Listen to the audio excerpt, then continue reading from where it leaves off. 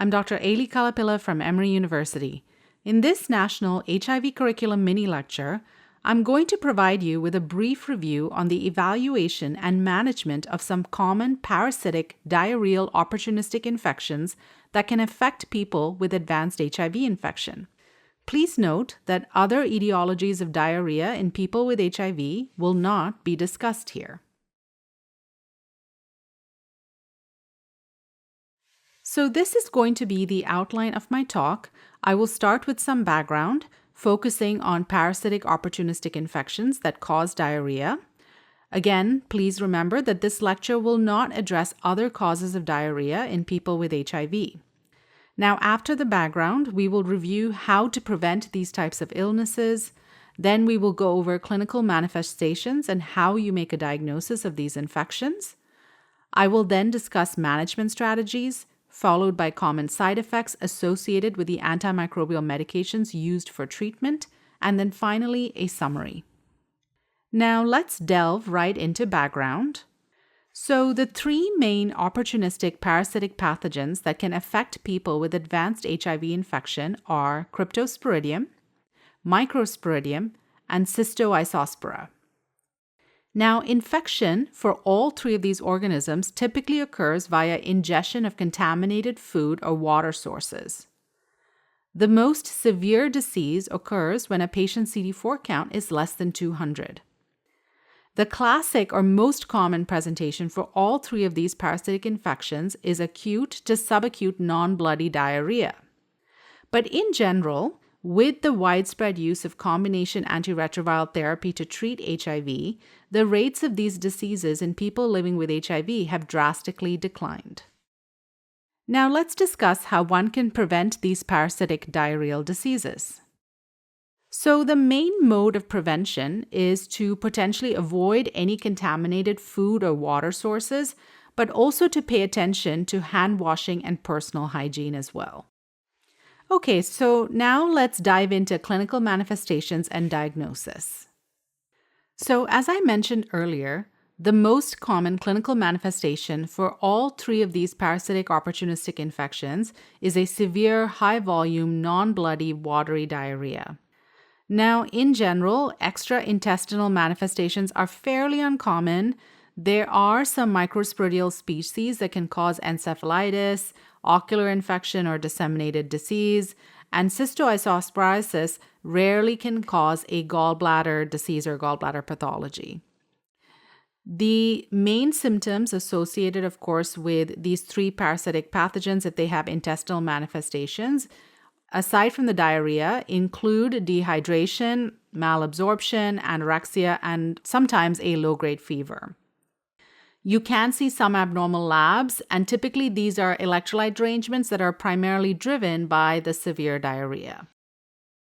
Now, as far as diagnosis goes, typically you make a diagnosis of Cryptosporidium by identifying the oocysts in the stool using either a modified acid-fast stain or a direct immunofluorescence stain, and more recently there are also multiplex enteric stool pathogen PCRs that can be used to diagnose Cryptosporidium.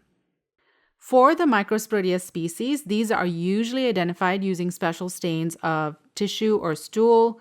You may be able to use PCR using species or genus-specific primers. And then finally, for Cystoisospora, the diagnosis is made by using either modified acid-fast staining or special microscopy techniques. Okay, now let's go to management. So the mainstay for all three of these infections is immune reconstitution by starting antiretroviral therapy as soon as possible. Additionally, supportive care is also very important to manage the complications associated with the severe diarrhea that can occur with these infections. Antimicrobial therapy is important mainly for Cystoisospora. But antimicrobials are far less important for the other two, specifically Cryptosporidium and Microsporidia species. The main reason for this is that none of the antimicrobials that have been studied for Cryptosporidium or Microsporidia have actually been particularly effective in the absence of ART. Now, this is a table reviewing the antimicrobials that can be used for the treatment of the parasitic diarrheal opportunistic infections. For Cryptosporidium, as I mentioned before, the mainstay of therapy is antiretroviral therapy. You can use antimicrobials for treatment, and these include nitazoxanide or paromomycin. The duration of antimicrobials that you would administer is 14 days or longer, and no chronic maintenance antimicrobial therapy is necessary once you have finished your acute treatment. For one Microsporidia species, E. bionucci, the antimicrobials that can be used over and above initiating ART include fumagillin and TNP 470. Unfortunately, these agents are not routinely available in oral formulations in the United States. It may be possible to get them for severe cases, such as compassionate use medication from a pharmaceutical company that manufactures the drug. Another alternative is to use nitazoxanide. The duration of therapy is again 14 days or longer, and no chronic maintenance therapy is necessary. For Microsporidia species other than E. bionucci and Vitiforma corneae, albendazole may be used for a minimum of 14 days or longer, and in this case, chronic maintenance therapy is indicated with albendazole, and it should be continued until the CD4 count is greater than 200 for at least 3 months or longer after ART initiation. Now, finally, for Cystisospora, remember that I mentioned earlier that this is the main parasitic organism where primary management does include routine use of antimicrobials. The preferred antimicrobial choice is trimethoprim sulfamethoxazole, which I often refer to as Trimsulfa. And if the individual is sulfa intolerant, then your alternative antimicrobial options include pyrimethamine and leucovorin or ciprofloxacin. These antibiotics can be administered for 7 to 10 days. Chronic maintenance therapy is indicated, although at lower doses than what was used for acute treatment.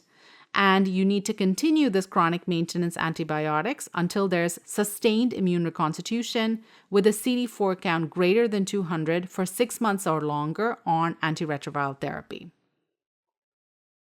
Now let's go over some medication side effects.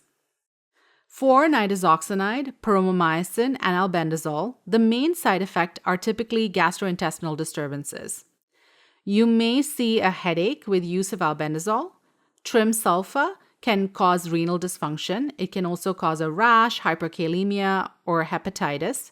And ciprofloxacin can cause diarrhea, QTc prolongation, or tendinopathy.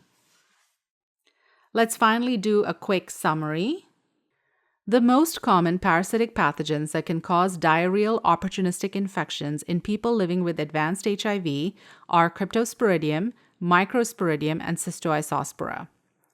Typically, severe disease can occur with these pathogens when the CD4 count is less than 200.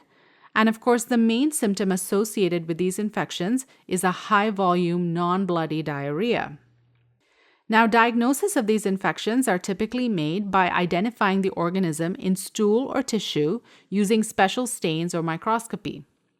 Multiplex enteric PCR may be used if it's available at your institution to diagnose Cryptosporidium.